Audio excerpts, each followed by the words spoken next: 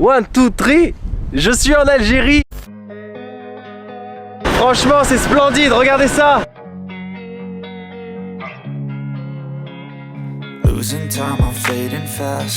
Nouvelle journée, nouvelle aventure, nouveau vlog.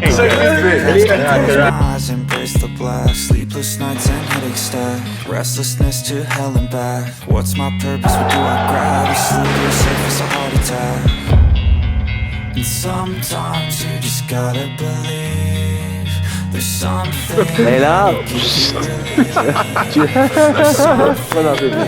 merci beaucoup Sarbi.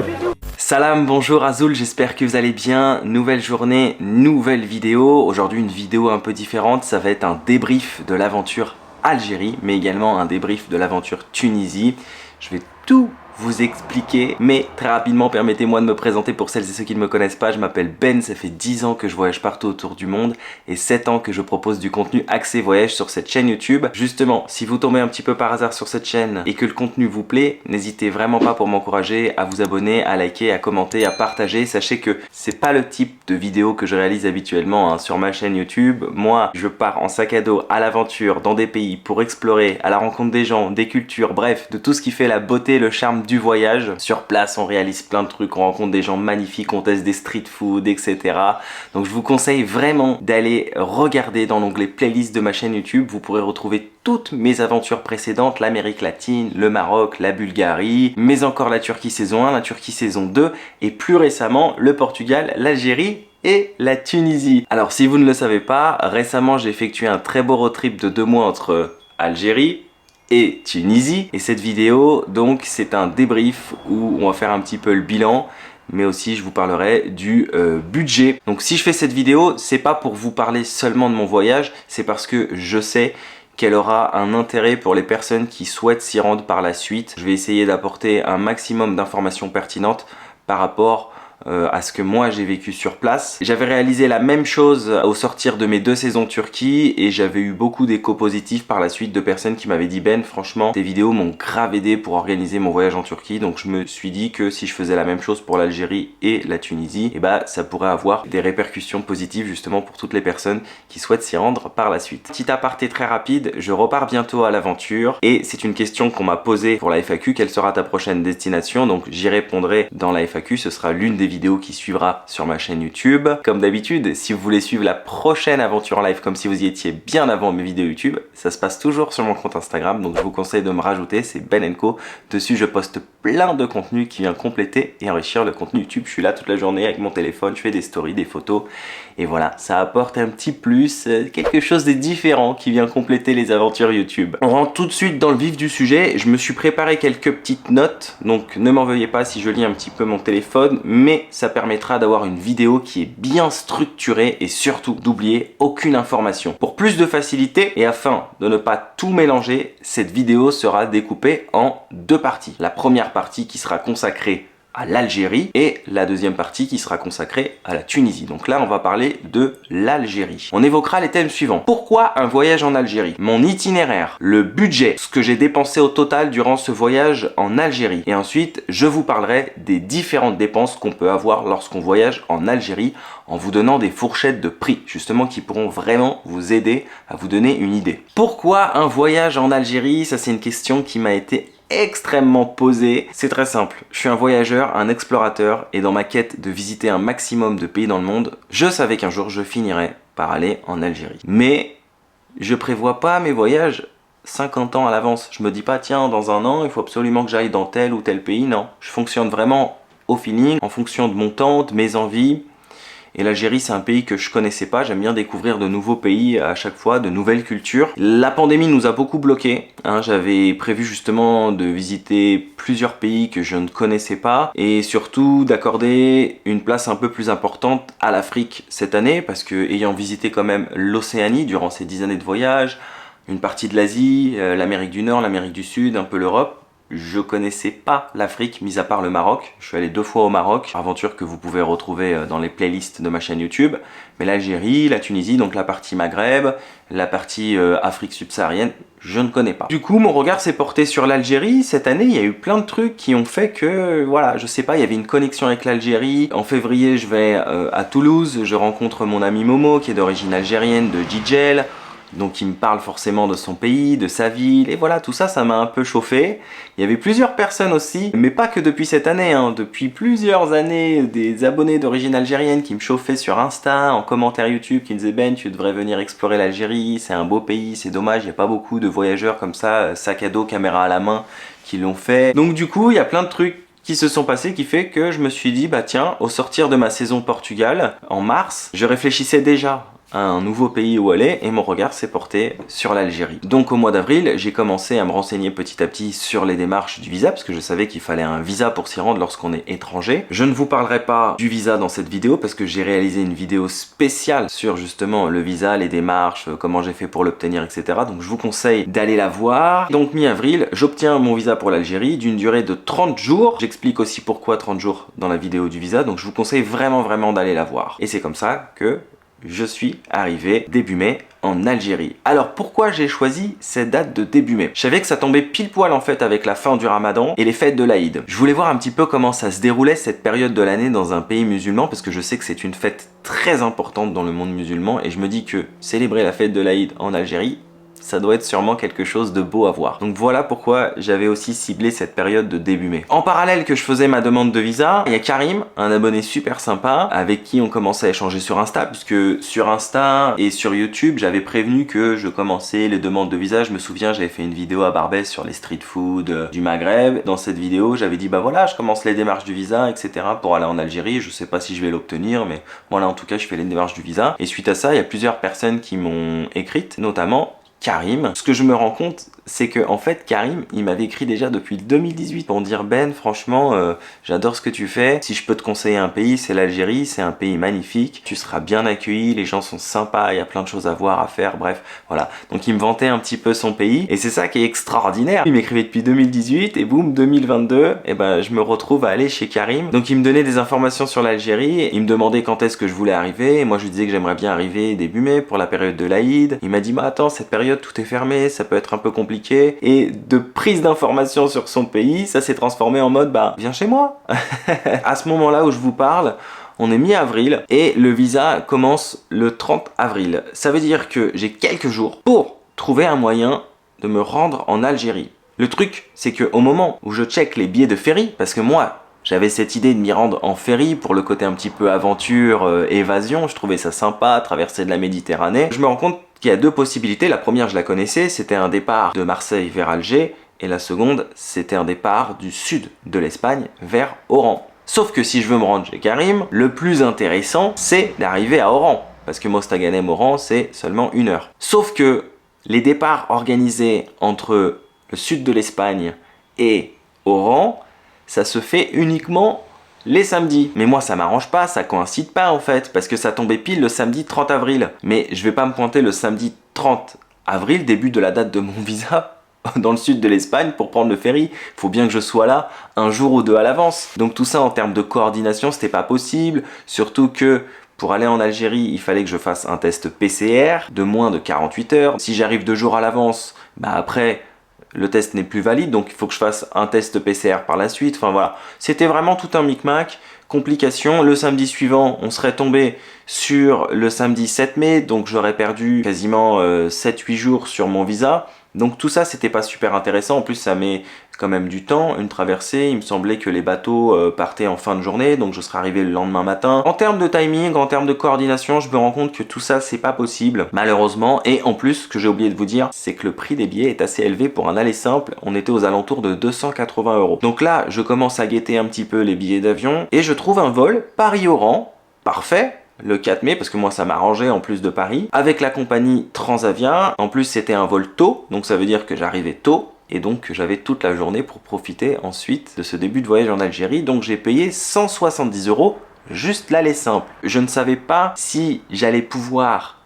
prolonger mon visa parce que lorsque j'ai fait mon visa on m'a dit que c'était possible de pouvoir le prolonger. Je savais pas d'où est-ce que j'allais rentrer, je savais pas si après j'allais me rendre peut-être en Tunisie, voilà. J'étais vraiment dans le flou total, c'est ça le mode quand rien n'est prévu, tout peut arriver. Donc du coup j'ai pas pris de billet retour mais j'avais quand même effectué une petite réservation sur un vol, histoire de si on me demande un billet retour, au moins que je puisse montrer que j'ai quelque chose. La suite, je n'ai pas besoin de vous l'expliquer, vous la connaissez, elle est sur YouTube dans la playlist Aventure en Algérie, cette belle aventure qu'on a vécue ensemble pendant à peu près 25 jours. Comment j'ai construit mon itinéraire? Alors je vais pas vous mentir, à part des noms de villes comme Oran ou bien Alger la capitale, ou encore le fameux slogan 1, 2, 3, vive à l'Algérie, je ne connaissais strictement rien de l'Algérie ni de la culture algérienne. Mais ça sert à ça, les voyages. Ça sert à découvrir, à apprendre, à s'enrichir. Donc en amont, il y avait quand même mon ami Momo qui m'avait recommandé d'aller visiter absolument sa ville de Djidjel, mais également Béjaïa. Il m'a dit tu verras, c'est magnifique ce coin de l'Algérie. Et lorsque j'étais chez Karim, j'ai reçu plein de bons conseils sur les endroits à voir, à faire, à visiter.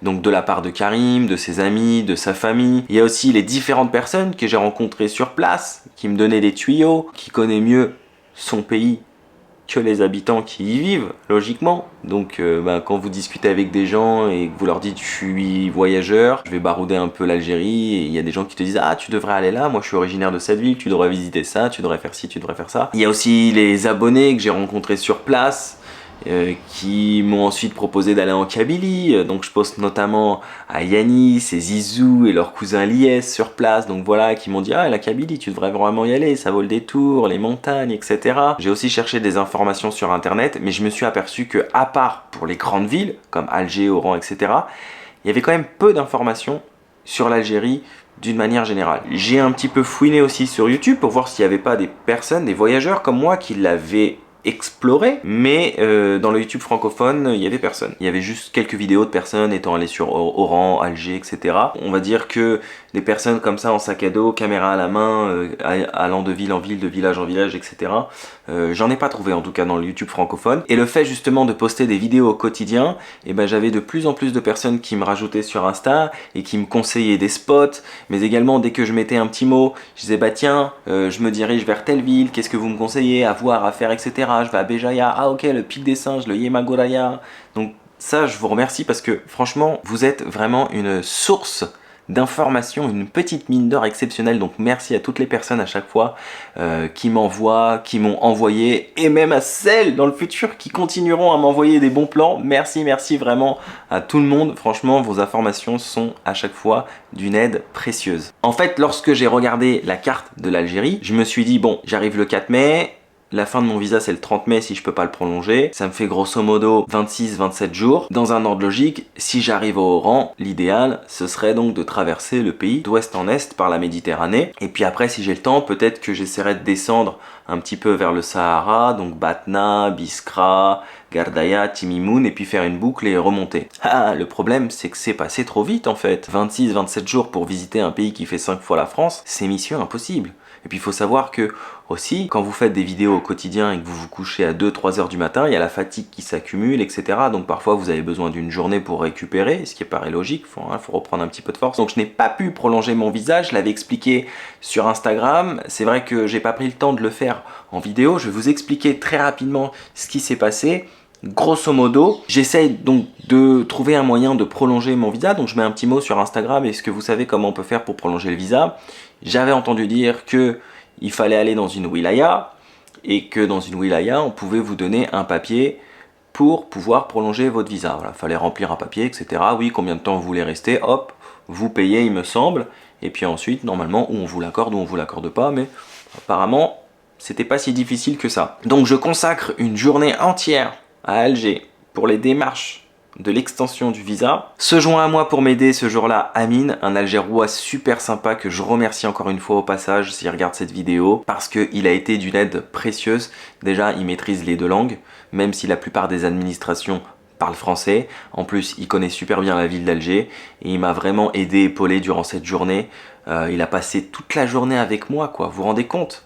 Alors qu'on se connaît pas, il m'avait juste contacté sur Insta, mais il était là à m'aider, etc. Donc franchement d'une gentillesse exceptionnelle. On est parti dans un premier temps à la Daïra d'Alger, c'est l'équivalent d'une préfecture. La Daïra, elle nous a envoyés au service des étrangers de la Wilaya. Sur place, je me souviens, il y avait 2 messieurs à l'entrée de la Wilaya. Je leur explique que je veux rester au-delà de mon visa en Algérie. Et là, ils me répondent, monsieur, depuis la pandémie, on ne fait plus remplir de papiers.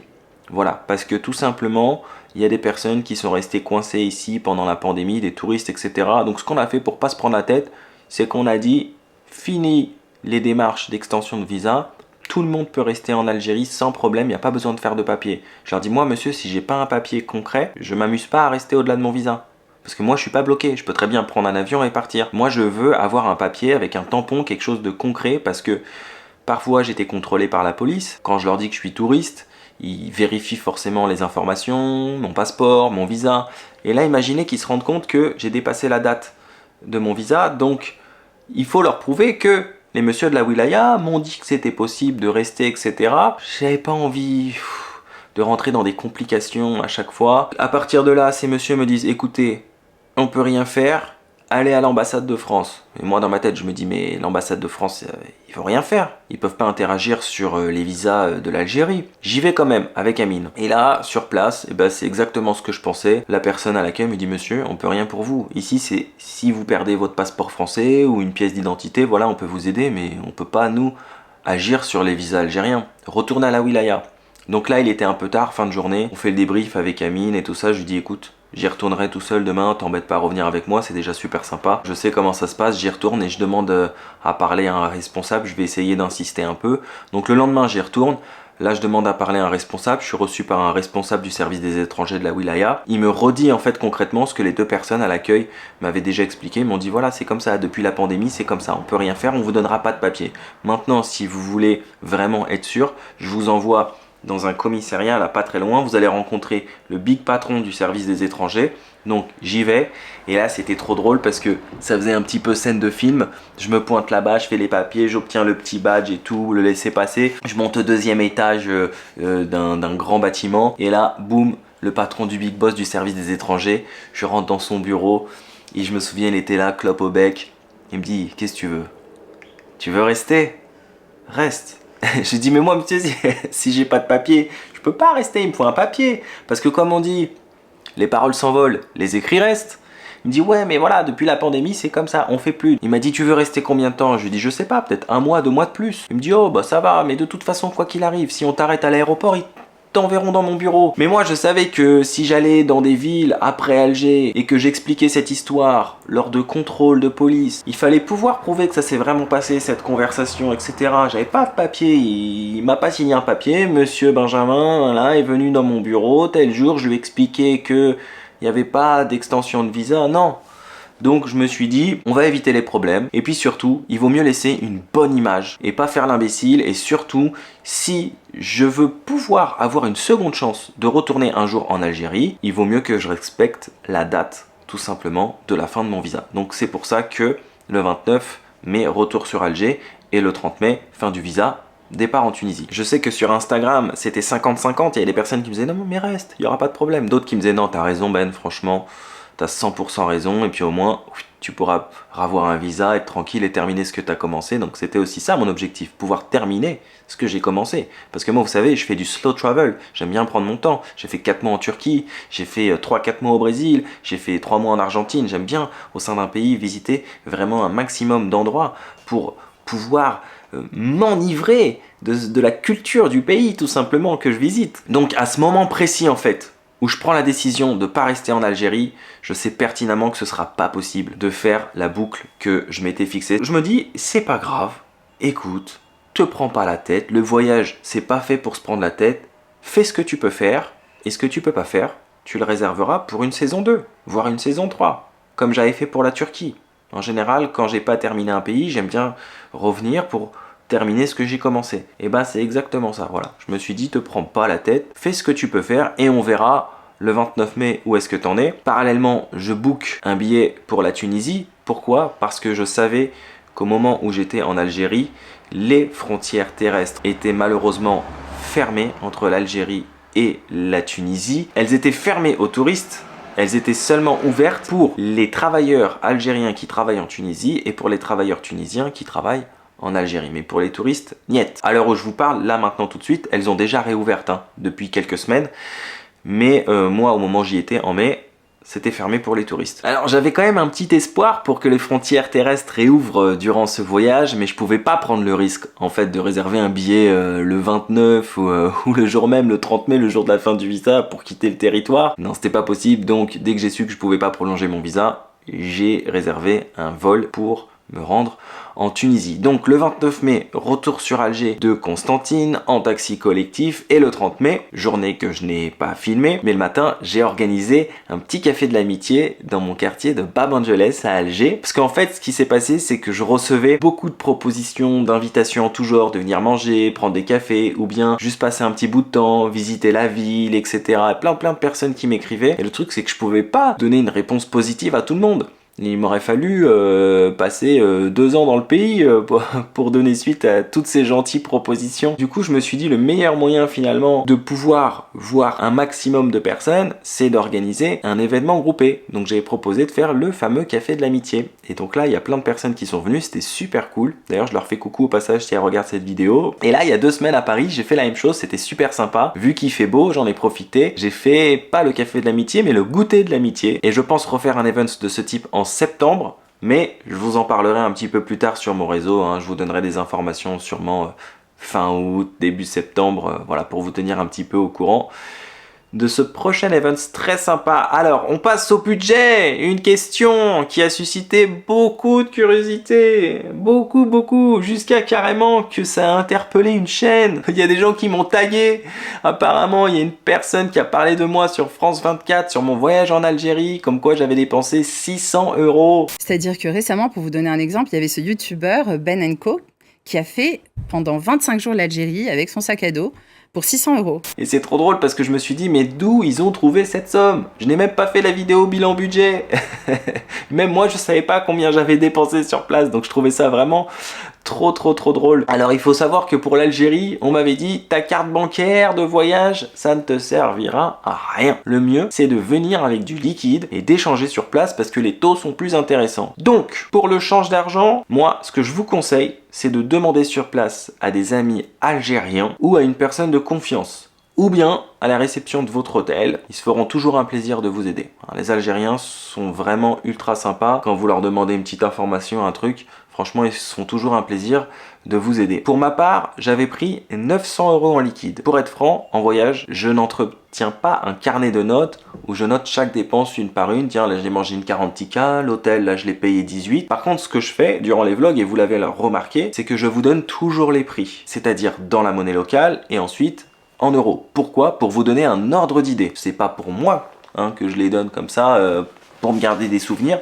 C'est vraiment pour que les personnes qui regardent les vidéos de voyage se disent ah d'accord, donc un petit hôtel ça peut coûter tant en Algérie, en Turquie, en Tunisie, au Maroc, c'est juste pour ça. Tiens, une petite street food, ah ça coûte tant, voilà. C'est pour ça que je donne tout le temps les prix, pour que vous ayez justement des ordres d'idées, parce que je sais que par la suite ça peut aider vraiment beaucoup de personnes dans l'organisation d'un voyage. Et donc en fait, j'ai regardé combien il me restait en liquide lorsque je suis rentré. Pour la Tunisie, ça s'est passé différemment, je vous expliquerai dans la prochaine vidéo Tunisie, et j'ai constaté qu'il me restait 300 €. Donc ça veut dire que entre les différents hôtels, les transports, la nourriture et les dépenses extra, je vous expliquerai c'est quoi les dépenses extra, j'ai dépensé que 600 €. Voilà. Et d'ailleurs, c'est très drôle, parce que sur France 24, la dame a dit que j'avais dépensé 600 €. Pour la petite anecdote, cette dame, je l'ai rencontrée quelques semaines après sur Paris par pur hasard. Et je lui dis, mais d'où est-ce que vous avez sorti cette somme? Même moi, j'ai pas calculé. Et elle a rigolé.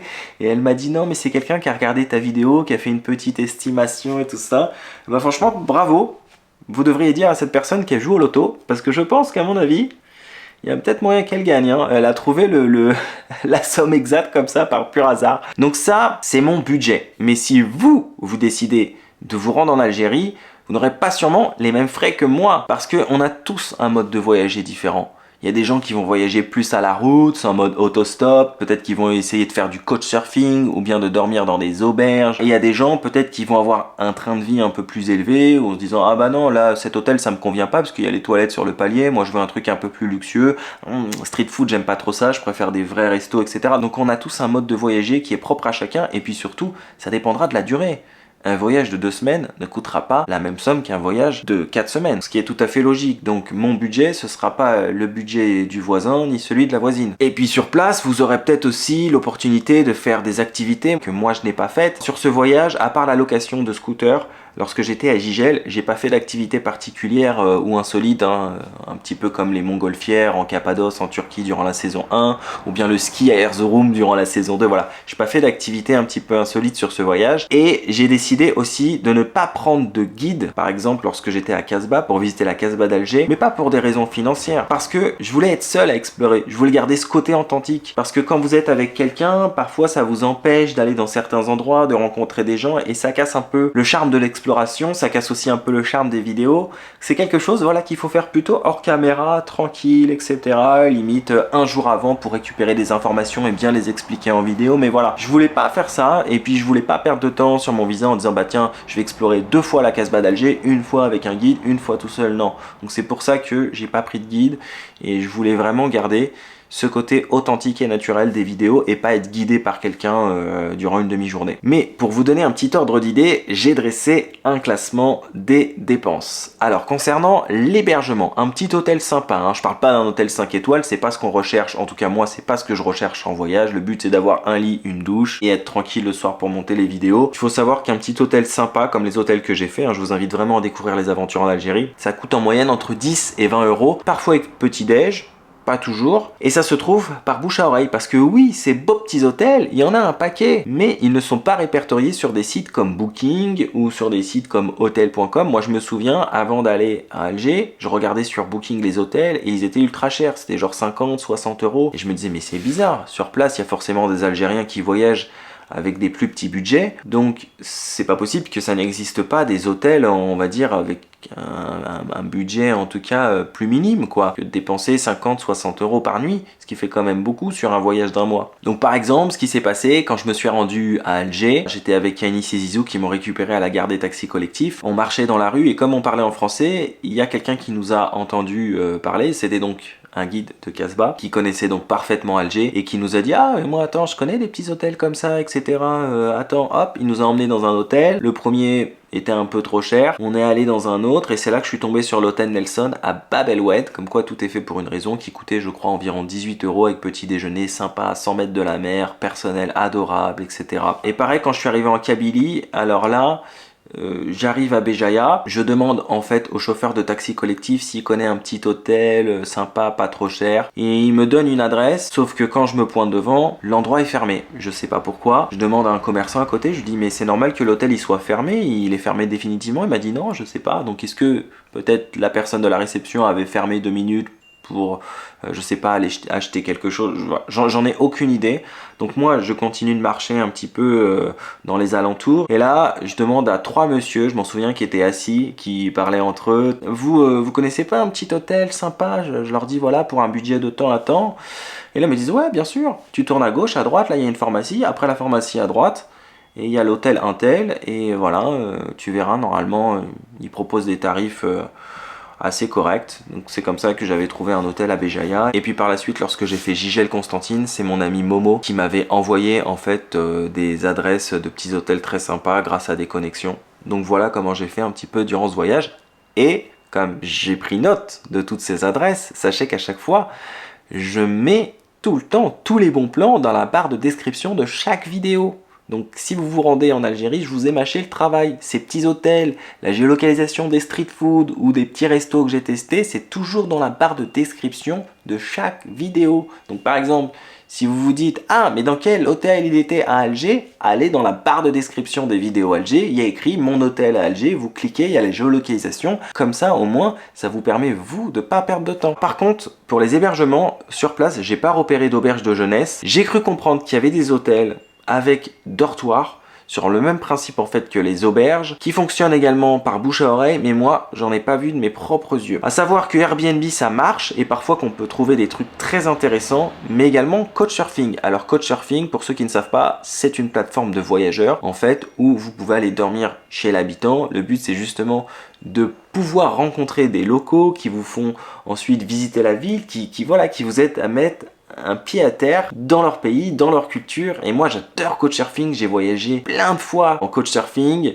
Je l'avais fait notamment en Argentine, au Brésil, etc. Mais sauf que comme maintenant je fais une vidéo par jour, le soir j'ai besoin d'être tranquille pour faire mon montage vidéo. Et le principe de Couchsurfing, c'est de passer du temps avec la personne qui vous héberge. Donc le soir vous n'allez pas lui dire non désolé moi j'ai pas envie d'être avec toi, je fais mon montage vidéo. Le but de Couchsurfing, c'est que c'est un échange. Vous n'êtes pas à l'hôtel. Alors, concernant les transports, donc moi, pour les transports de ville en ville, j'ai surtout utilisé les taxis collectifs. C'est facile, ça marche super bien. Vous vous rendez à la gare des bus et des taxis collectifs. Si vous savez pas où elle se situe, vous demandez à quelqu'un dans la rue qui sera un plaisir de vous répondre ou bien à la réception de votre hôtel. Voilà, il y aura toujours quelqu'un pour vous indiquer où elle est. Bien même un chauffeur de taxi, vous lui dites je veux aller à la gare des bus et des taxis collectifs. Et ensuite, comme son nom l'indique, un taxi collectif, c'est un taxi partagé à plusieurs. Donc souvent ce sont des breaks qui peuvent prendre jusqu'à peu près 8 personnes et donc on divise le prix en 8. Il y a des départs toute la journée. Alors j'ai jamais testé de prendre un départ super tôt, genre à 5h ou 6h, je sais pas à partir de quelle heure ça commence, et j'ai jamais testé à l'inverse de prendre un départ super tard, genre 10-11h, donc je sais pas à quelle heure ça se termine.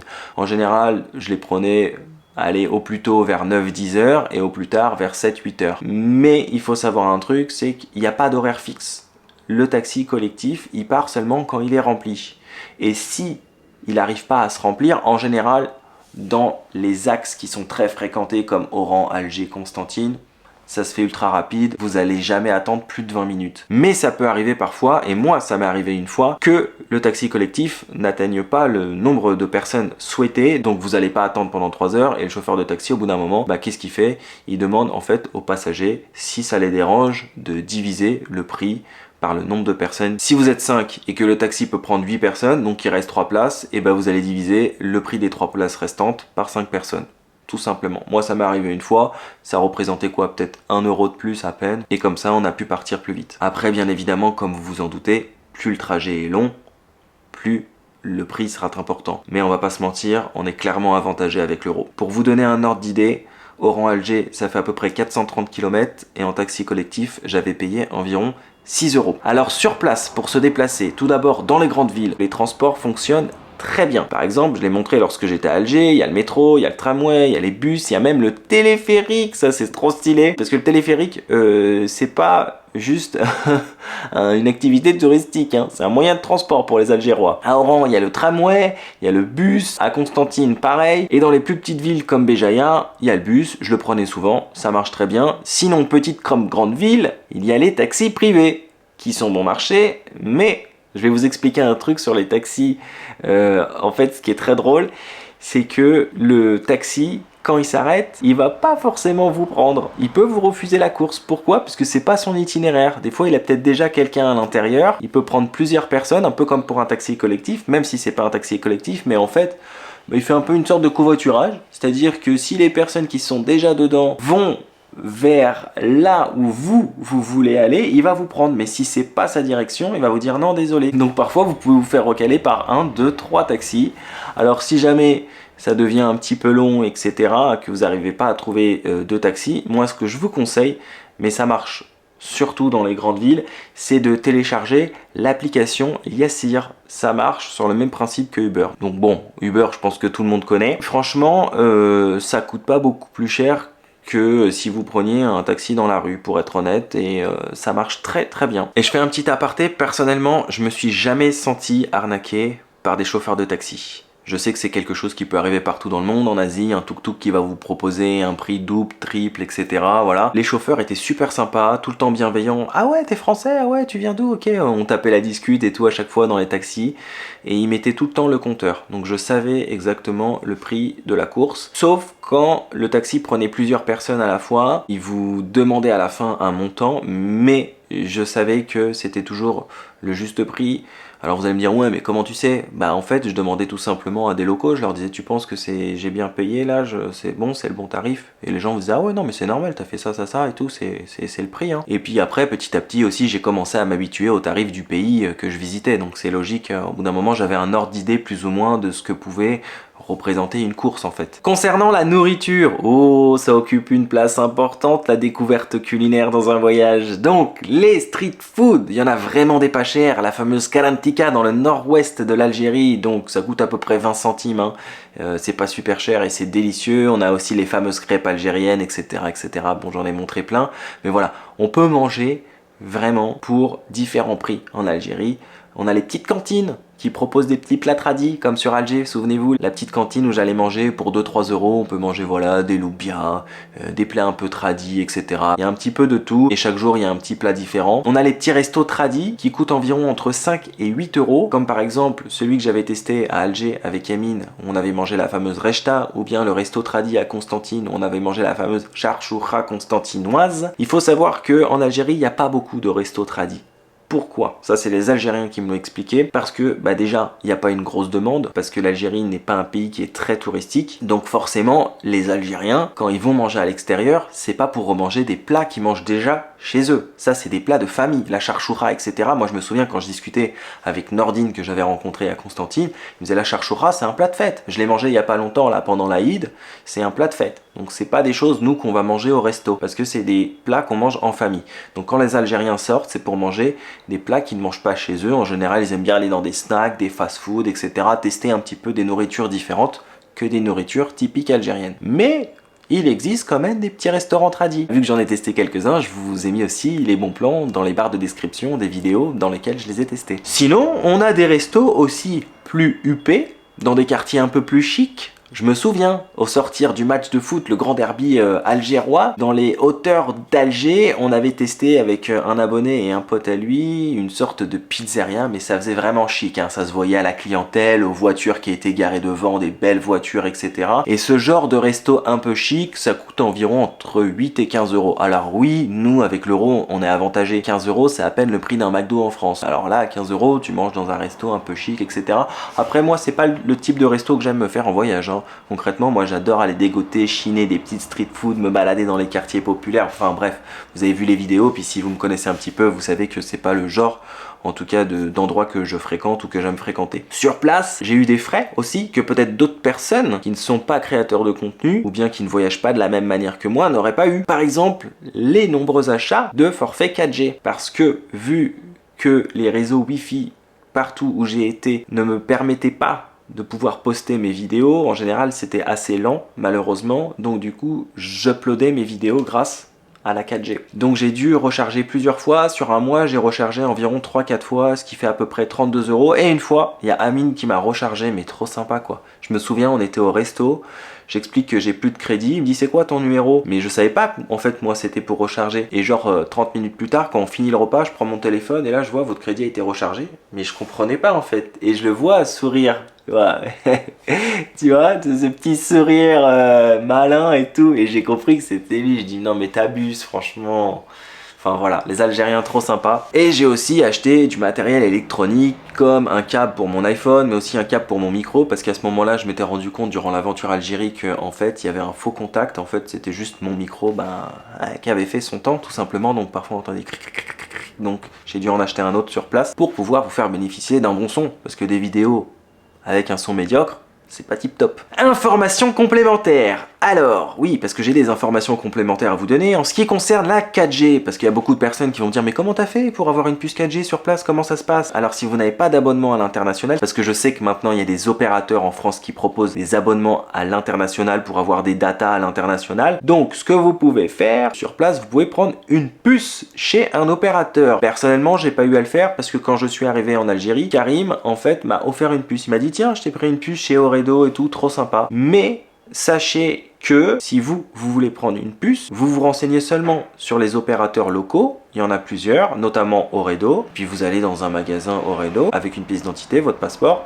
et puis franchement c'est rapide quoi. J'ai fait ça pour la Tunisie, je vous expliquerai ça dans le débrief de la Tunisie, mais c'est super simple. En Turquie j'avais fait pareil, j'étais parti chez un opérateur local, Turkcell, avec mon passeport, et voilà, vous payez la carte SIM, vous choisissez le forfait, et en 5 minutes c'est fait quoi. Mais après voilà, libre à vous d'aller comparer les prix un petit peu de chaque opérateur et puis de prendre un forfait qui vous convient. Moi ce qui m'intéresse c'est surtout la 4G. Concernant la pandémie, alors je vous l'ai dit dans le début de ce débrief qu'il fallait faire un test PCR. Alors ça, je vous conseille d'aller vérifier avant sur internet. Il y a un super site d'ailleurs que je vous mettrai en barre de description. C'est un blogueur qui a fait ce site et en fait il a répertorié depuis la pandémie tous les endroits où on peut aller quand on est vacciné, pas vacciné, etc. Pour ma part, il fallait que je fasse un test PCR de moins de 48 heures, mais on l'a pas vérifié. C'est-à-dire quand je suis parti de Paris-Orly, j'avais mon test, personne me l'a demandé, et quand je suis arrivé en Algérie, personne me l'a demandé non plus. Mais au moins je l'avais fait, et j'avais l'esprit tranquille. Ensuite, pour me rendre en Tunisie, j'ai dû faire un test antigénique et j'ai fait ça dans un laboratoire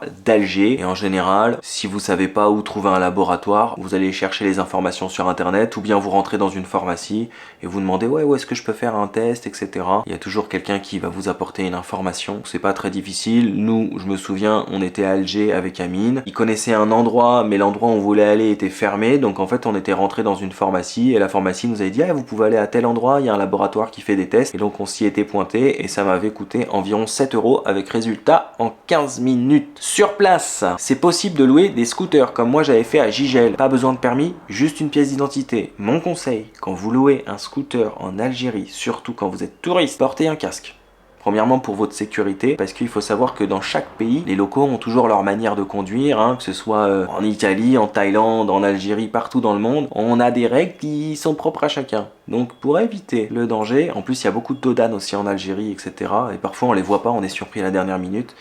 Porter un casque premièrement. D'ailleurs, c'est comme ça que moi j'avais été repéré par la police, que j'étais seul à porter un casque. Quand j'étais à Gigel, je m'étais fait contrôler. Et je vous conseille de tout faire réglo, c'est-à-dire faites ça dans un vrai magasin qui loue des scooters, comme ça vous aurez tous les papiers de l'assurance, de la location du scooter et tout. Comme ça si on vous contrôle, parce que moi, je vous l'ai dit, ça m'est arrivé. Et donc la police m'a dit ah ouais, vous avez les papiers du scooter et tout, l'assurance, nanana. Ah oui, bah oui, tout est fait, c'est réglo. Ah d'accord, ok. Et aussi il faut savoir que souvent aux entrées et sorties de ville, il y a l'armée. Donc si jamais on vous contrôle, au moins vous êtes réglo. Vous avez votre passeport, votre visa, les papiers du scooter, et à partir du moment où tout est fait dans les règles de l'art, il n'y aura aucun problème. Et ça se trouve beaucoup par bouche à oreille. Moi je me souviens quand j'étais à Gigel, c'est grâce à l'ami de Momo avec qui il m'avait mis en contact sur Gigel. Je lui avais demandé s'il connaissait quelqu'un qui louait des scooters, parce que je voulais faire la corniche gigélienne. Il m'a dit ouais attends, je connais un pote qui a un magasin de location de scooters. Donc voilà, n'hésitez pas à demander aux gens dans la rue, partout, à la réception de votre hôtel. Franchement, les Algériens sont ultra bien connectés. Je l'avais dit dans une vidéo en rigolant, c'est plus fort que les réseaux sociaux l'Algérie. N'hésitez pas, franchement ça marche trop bien le bouche à oreille en Algérie. Une petite info aussi importante, mais il faut savoir que pour vadrouiller, quand on est touriste, normalement il faut s'enregistrer dans chaque commissariat en arrivant dans une nouvelle ville. Vous arrivez à Alger, vous allez au commissariat, voilà, je suis touriste, je suis à tel hôtel, etc. C'est pour votre sécurité. Personnellement, je ne l'ai pas fait parce que tous les 2-3 jours, j'allais dans une nouvelle ville et tout. Mais il faut savoir un truc, c'est que franchement, je me suis jamais senti en insécurité en Algérie. C'est-à-dire que je suis même passé par des quartiers populaires, je me souviens notamment à Naba, on me disait fais attention, là c'est un peu craignos, etc. Franchement, les gens étaient ultra sympas, ultra accueillants à chaque fois, mais j'ai envie de dire que le danger, il existe partout. Il peut exister à Paris, il peut exister aux États-Unis, enfin ce que je veux dire, c'est que le danger zéro n'existe pas, quoi. Être au mauvais endroit au mauvais moment, ça peut arriver à n'importe qui. Après c'est sûr, il y a peut-être des coins à certaines heures dans lesquels il faut pas traîner, mais en pleine journée, franchement...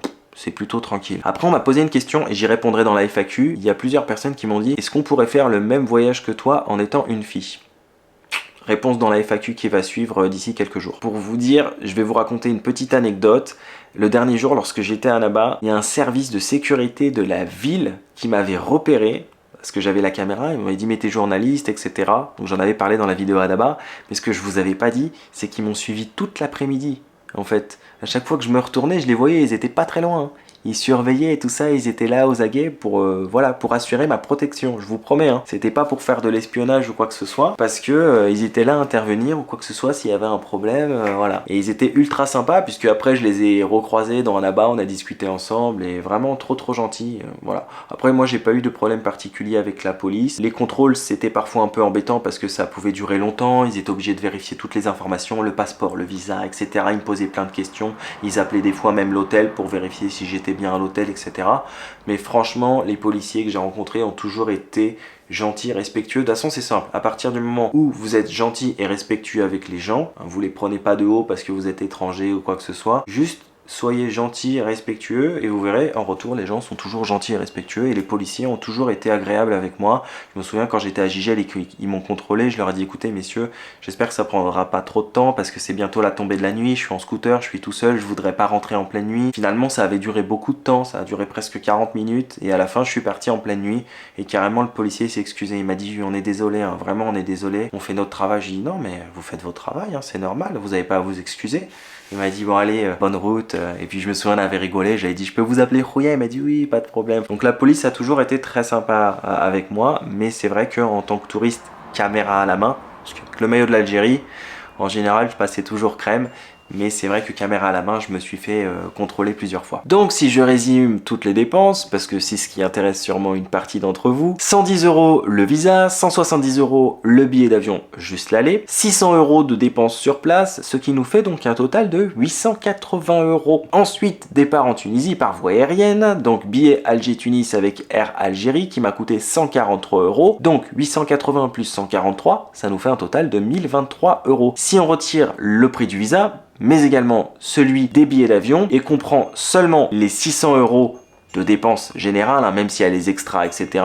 On prend juste les 600 € de dépenses et qu'on divise par 27 jours passés en Algérie, même si je le répète, il y a eu à peu près 24-25 jours d'aventure globale, mais au total, j'ai passé 27 jours sur le sol algérien. Et donc, qu'on divise 600 € par 27 pour tenter de voir ce que pourrait représenter un budget journalier, ça fait environ 22 € de budget journalier. Mais c'est archi faux. Moi, je voulais faire ça pour m'amuser, mais c'est archi faux. Pourquoi?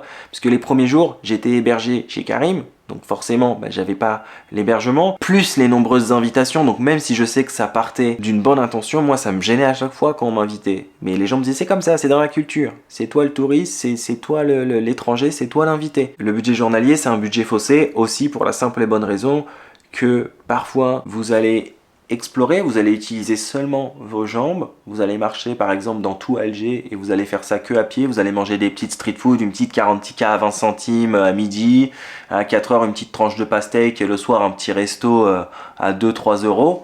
Donc vous allez dépenser quoi?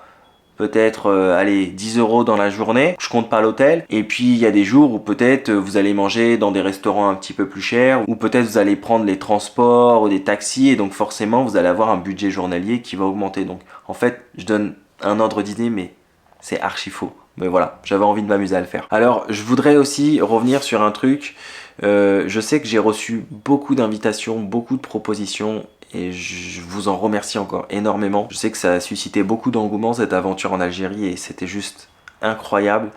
Mais j'ai beaucoup refusé des invitations pour la simple et bonne raison, non pas que je voulais pas vous rencontrer ou aller manger chez vous, voilà, mais c'est juste qu'en fait, je voulais garder cette authenticité dans les vidéos comme je vous disais. Je voulais pas en fait qu'un local qui connaisse parfaitement sa ville ou sa région me mâche le travail. C'est trop facile en fait quand on est avec quelqu'un, c'est trop facile.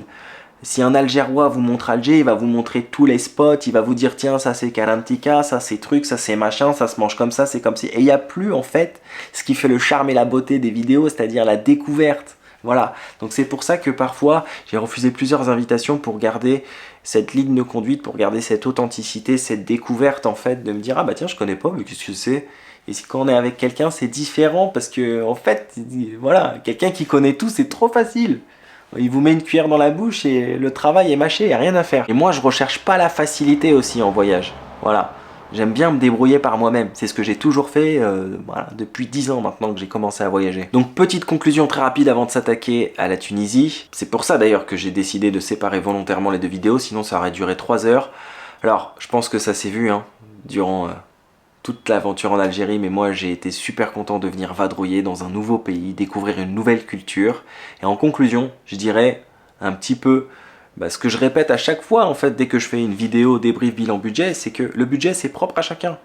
Et je vous l'ai dit même durant cette vidéo, le budget que moi j'ai eu, ce sera pas forcément le vôtre et ce sera pas celui du voisin. Le budget c'est propre à chacun, ça dépend de la durée du voyage, ça dépend de la manière de voyager, mais moi j'accorde beaucoup d'importance à proposer en tout cas des voyages que une majorité d'entre vous peuvent faire par la suite. C'est-à-dire que vous voyez, hein, ce sont des petits hôtels pas trop chers. Avant, je faisais beaucoup d'auberges de jeunesse, de couchsurfing, beaucoup de street food, de petits restaurants tradis, etc. C'est ça pour moi l'essence même de l'aventure, c'est la découverte. Je m'en fous moi d'avoir un hôtel 5 étoiles avec piscine et petit déjeuner à volonté. Moi, ce que je veux, c'est vraiment découvrir. Je m'en fous de savoir où je vais dormir. C'est sûr que quand on fait des vidéos, je vous l'ai déjà dit, c'est bien d'avoir un petit espace le soir tranquille, mais voilà, je m'en fous. Donc le but, c'est que ce soit des voyages que une majorité, en tout cas une grande majorité d'entre vous, pourront par la suite réaliser. Une petite street food, un petit hôtel, voilà. Ça, je pense que c'est accessible à la majorité. Donc voilà, je vous remercie à tous d'avoir suivi cette vidéo, j'espère qu'elle vous a plu, j'espère qu'elle aidera un maximum d'entre vous. C'est une vidéo, en tout cas ce sont 2 vidéos, parce qu'il y a la Tunisie ensuite, qui m'ont pris beaucoup de temps, parce que j'ai dû reprendre et éplucher plein d'informations, parce que bon, c'était au mois de mai, donc forcément, bon, c'est plus très frais, il faut que je fasse des recherches, etc. Donc ça m'a pris vraiment beaucoup de temps. Donc vraiment, si vous l'avez appréciée et si elle a été utile pour vous, faites-le moi savoir en commentaire ou un petit like, ça fait vraiment toujours plaisir. Merci, prenez bien soin de vous, n'oubliez pas de voyager. On se retrouve là d'ici quelques jours pour le débrief de la Tunisie et puis après pour les FAQ qui vont suivre. Et puis il y aura la nouvelle aventure dans un nouveau pays. Mais ça, je vous l'ai dit, je vous conseille d'aller voir sur mon compte Instagram. À très bientôt. Et hey, oh, je l'ai pas dit. N'oubliez jamais que quand rien n'est prévu, tout peut arriver. Ah, ciao. Mais on est d'accord pour dire que c'est splendide, hein.